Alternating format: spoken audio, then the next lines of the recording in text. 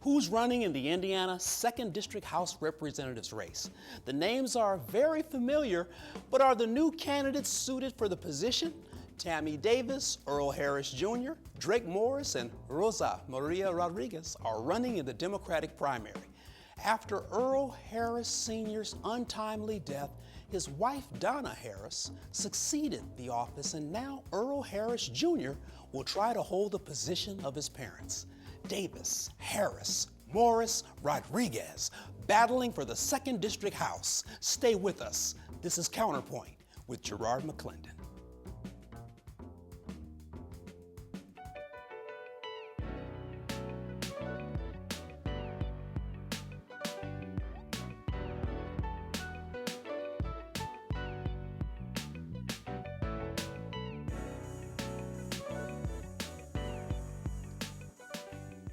Thank you for joining us on Counterpoint. We want you to join the conversation by calling us at 844-777-9311. Hey, tweet me at GerardMC and send Facebook comments to Counterpoint Gerard.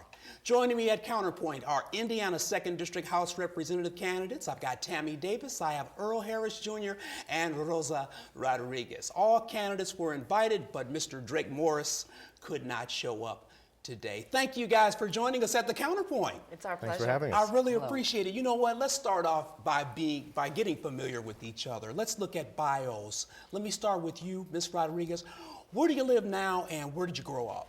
I'm from East Chicago. I originally grew up in Gary, moved to East Chicago. I've been there for about 40 years. Awesome. And that's it. Good. Tammy Davis. Sure. Where do you live now? Where did you grow up? I am a current resident of Gary, Indiana. I've been a resident for over 25 years. I was born and raised in East Chicago, more specifically the Calumet area. And I've been a proud resident of Northwest Indiana in District 2 for over 35 years. Awesome. Earl Harris Jr., where do you live now? Where'd you grow up? Live in East Chicago, Indiana, born and raised here. So still happily resident here of Northwest Indiana. Great. So you're ensconced in the region. That's good that all three of you are right here in the mix. Rosa Rodriguez, I gotta ask you this question. Where'd you go to elementary school, middle, and high school? Elementary school, I went to Ivanhoe. Oh, really? Yeah. Okay. Middle school, well, it was Edison. Okay. And high school, I went to Horseman and, what was the other school? Horseman. Okay, good. So you're a horseman. Okay, yes. Okay. A horsewoman. How about that? There you go. any college for you, Ms. Rodriguez? Yes, I have a degree in accounting. I went to a community college called Sawyer College. I also have attended, because of my job, I go to Ileana in Champaign, Illinois, IU, Purdue, and Calumet. I have to take classes. Good. Did you go to Sawyer and Hammond? Yes. Okay, good. Holman Avenue? Yes. Yeah. See, that's awesome. Small world. Tammy Davis, elementary school, middle school, high school. Sure. I started preschool at St. Patrick's in the Harbor area of East Chicago.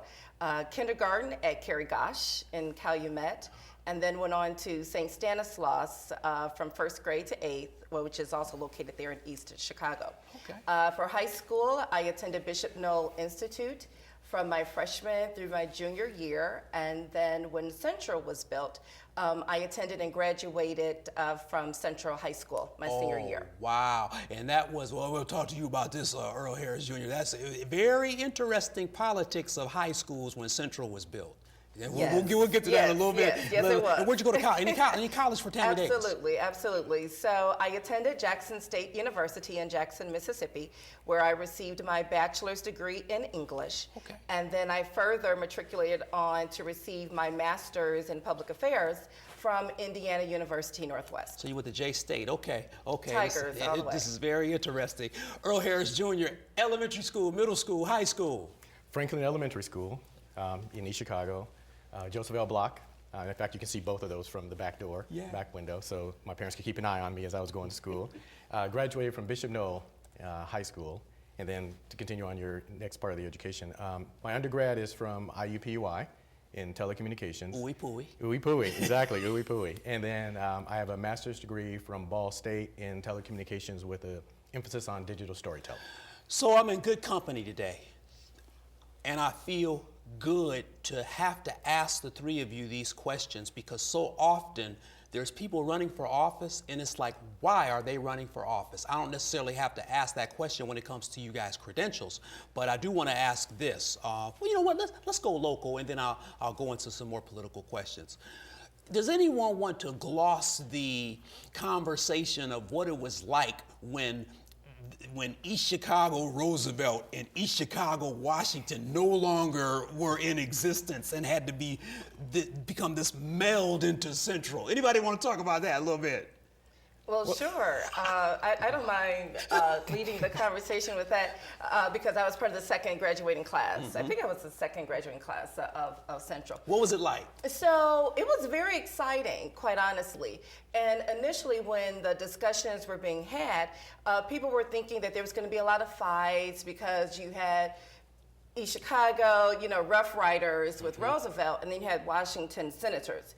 So they thought there was going to be a lot of rivalry and that the individuals from those communities would not be able to go to school together under one roof. But the community definitely proved otherwise. Yeah.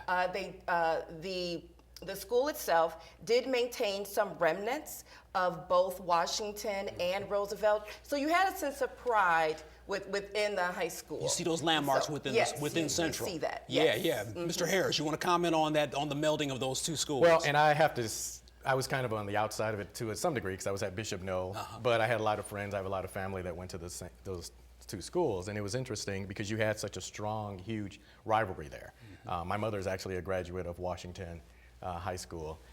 And so it was interesting to see how that was going to mix together, because you had such rivalry, and now putting all those people who were rivals under the same roof was interesting. But I think what you look at when you put together rivals is hopefully everybody, now that you're under the same roof, just makes everyone else rise up. Yeah, common front. Ms. And mine Rodriguez. was a little different. I was already out of school, and we were fighting with School City on the injustice of how they were their hiring practices on the building of the school. And so we were very instrumental in bringing that conversation to the public as well as to the school board. At that time is when there was a presence of gang activities, and so we were taking that also to the school board on deaf ear.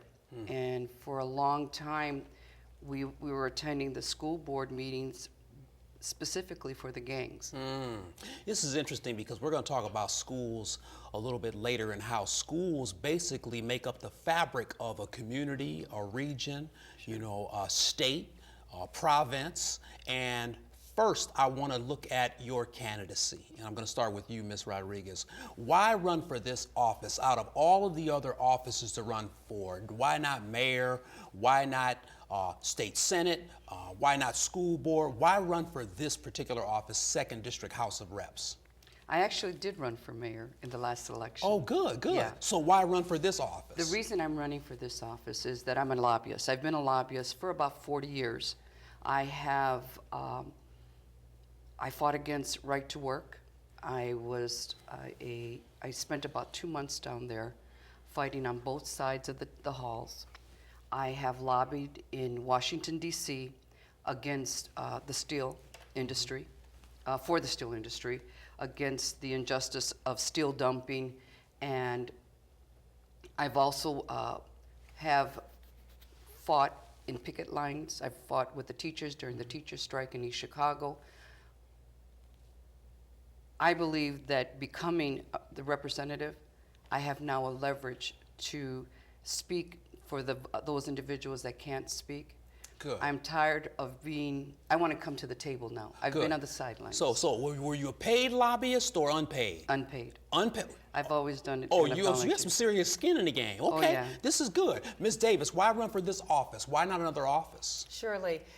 So making the decision to run for state representative of House District 2 was a natural progression of years of volunteerism, working on behalf of the community with social issues, as well as a profession where I was on the Legislative Affairs Committee for several organizations that I am affiliated with.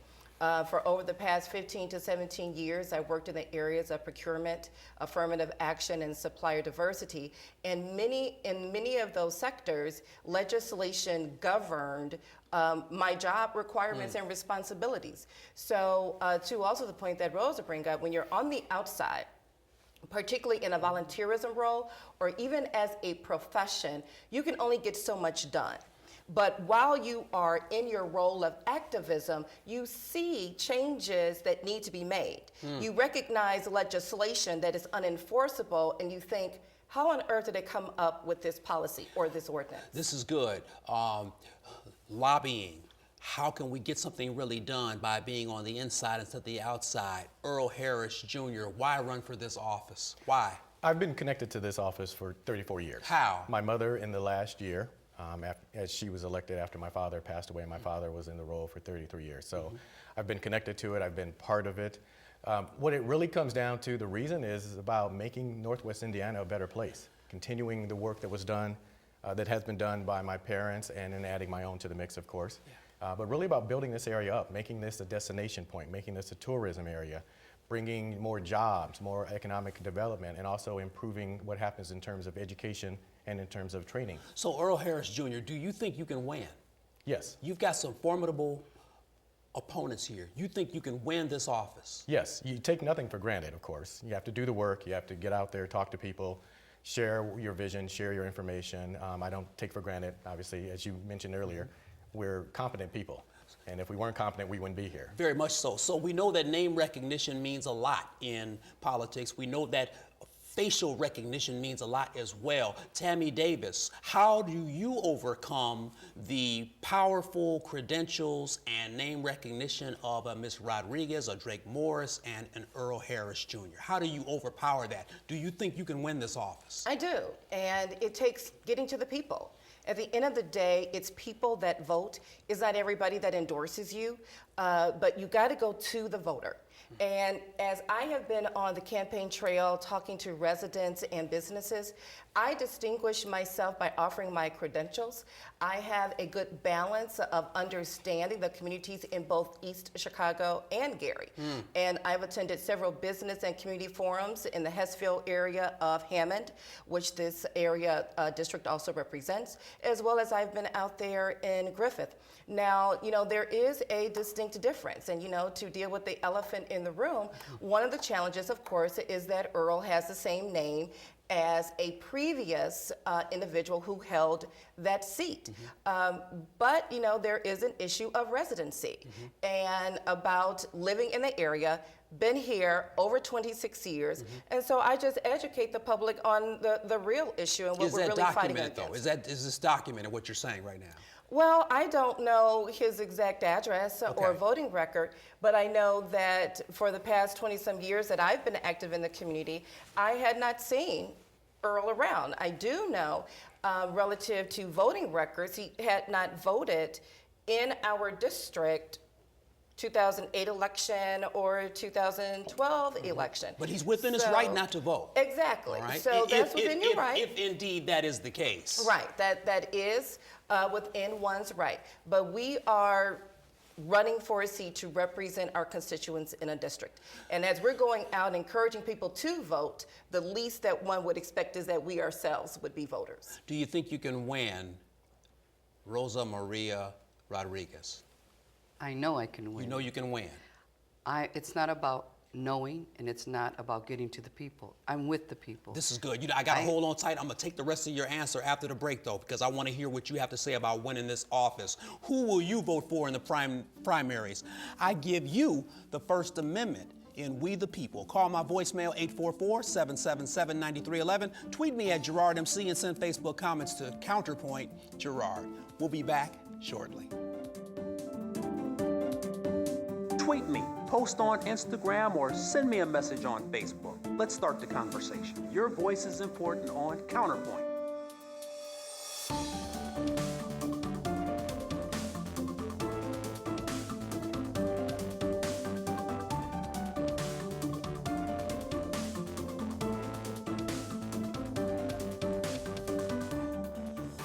Welcome back to Counterpoint. The 2nd District Indiana House Representatives race will be competitive. Joining me are the 2nd District State Senate candidates. I've got Tammy Davis, Earl Harris Jr., and Rosa Rodriguez.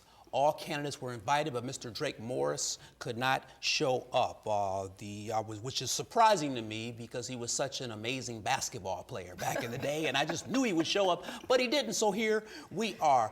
Rosa Maria Rodriguez, I got to give you your props. You think you can win this office? You were talking about it before the break. Why do you think you can win? Because, like I said earlier, it's not because who I know or get to the people. I'm with the people. I have been fighting in the streets of Gary, East Chicago, and Hammond for, like I said, 40 years. I've created programs. I have been entrenched, not as a spokesperson, but I've done the grunt work. I've gone door to door. Right now we're talking about the detention center that I'm totally against. I'm helping put that together. I'm one of the organizers. Why are you against the detention center? Because be specific. The GEO group, it has been known for standing on the misery of human beings for profit. There's 800 beds that they want to make in our community, and there is documentation supporting that any prison that comes into a community like ours, the violence is on the increase, abuse, as well as it's not good for the community. A detention center has to go somewhere, though. Let it go somewhere else. Just like a dump has to. People in Munster were upset when the dump was built there, but they got around it by making sure that there was good community development and good housing development around it, and things pretty much got quelled. I mean, some things are a necessary evil. But that's not a prison. A prison is not it. So you're a NIMBY person, not in my backyard. No. Okay, so let's continue with this because I want to talk about Mr. Harris, Ms. Davis's comments about residency. Are you a resident, sir, in the district? Yes, I live in East Chicago, Indiana. I am a resident of Indiana. The talk of me not being a resident basically is political noise. It's throwing dirt. I'm not about throwing dirt. I don't have any interest in it. And I'll say one short, quick piece on that.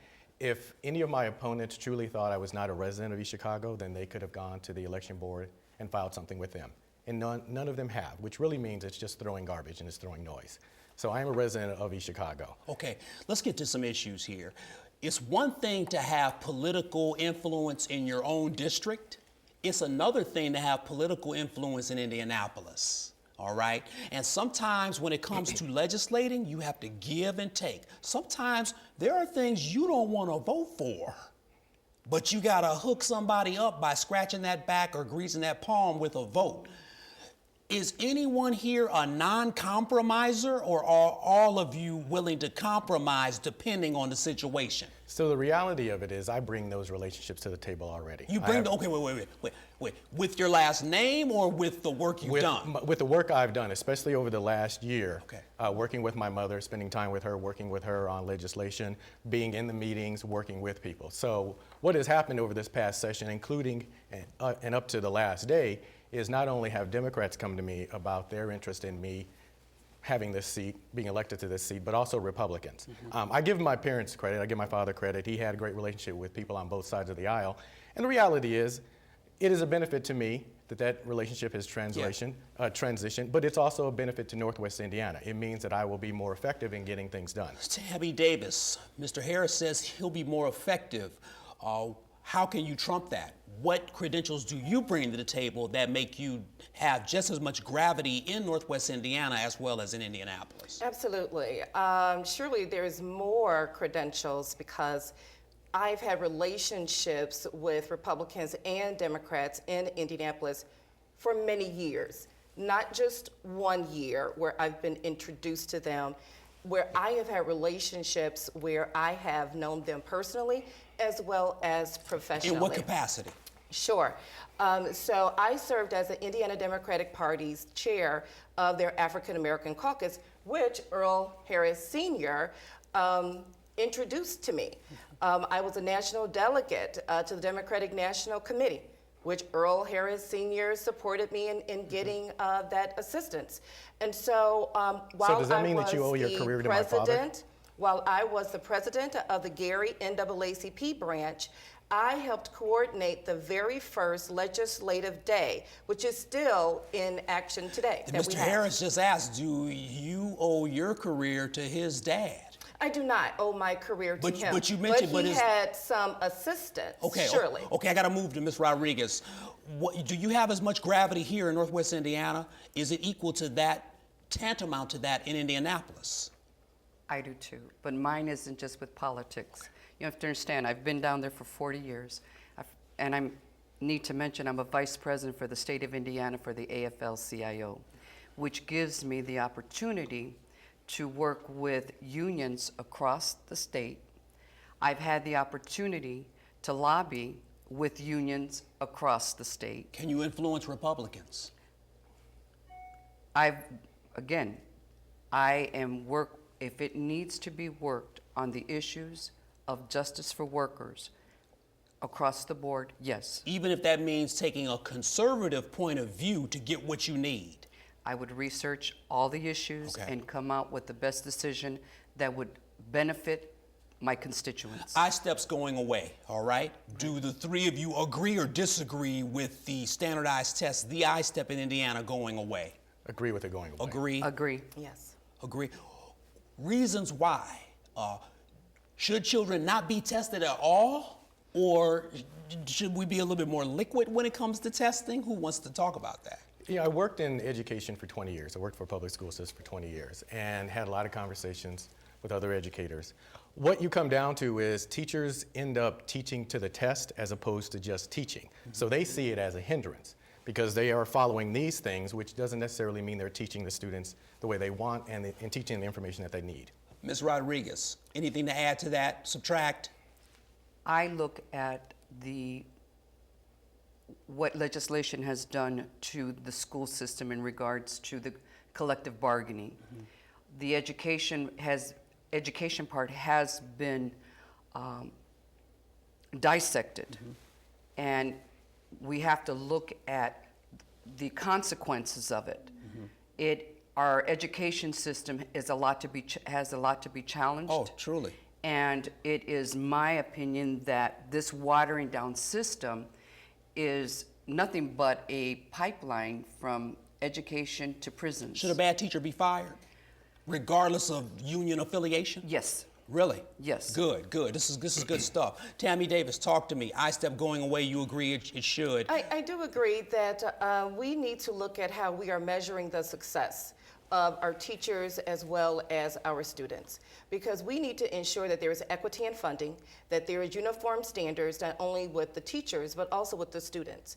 And so if I-STEP goes away, I think that we do at some point need to have some measurement to ensure that our students are learning the best that they can, mm-hmm. and that we are producing competitive students. So I have very little time left because my guests today are so outstanding, but I gotta ask you this. What's the first priority when you get in office? We know that Illinois hasn't even passed a budget yet, all right? We know that Illinois has higher taxes. We know that people drive to Indiana just to get gas, alcohol, and cigarettes. But what do you do in your district to improve? What's that first thing you do, first 100 days of office, Ms. Rodriguez? One of the things that I would like to look at is legislation that about infrastructure. We have legislation in place that there is a certain amount, a percentage, that you have to hire residents when doing infrastructure. It's not just about building communities, it's about building the residents also. So you talk about infrastructure when it comes to roads, streets, sand? It's the next big manufacturing jobs are going to be So in the coming. first 100 days, you're looking at infrastructure. Tammy Davis, first 100 days, what's the number one priority? Yes, I'm looking to have a consensus meeting with people across the aisle, meeting with Democrats as well as Republicans, and focusing on economic sustainability. So that would include education, roads and highways, how do we make our cities and communities safer? Okay. Mr. Harris, talk to me. First 100 days in office, what's the first priority? My first 100 days have already started. I've been working on things already. So I've been having conversations and communications with Republicans and Democrats in the State House about economic development, jobs basically, building up, as I mentioned earlier, tourism in this area, and then also about education, about training, about helping young people go to college as well as getting other types of vocational career training. I wish you all the best, I really do. And regardless of whether you win the office or not, I hope that if you do win, you do the work that you say you're going to do. And if you lose, I hope that you continue to do the work that you can do to build Northwest Indiana as well as the state of Indiana. We're in crucial times right now. Yes, we People are. need jobs. Right. People need Real adequate jobs. education. We used to have 30,000 plus jobs in the mill, and we haven't replaced that with anything in the region. You know, not looking for a silver bullet, but we got to find something. I want to thank you all. Hey, thanks to my guests, Tammy Davis, Earl Harris Jr., and Rosa Rodriguez for joining me at the Counterpoint. Indiana, you must speak now and exercise your right to vote, vote, vote.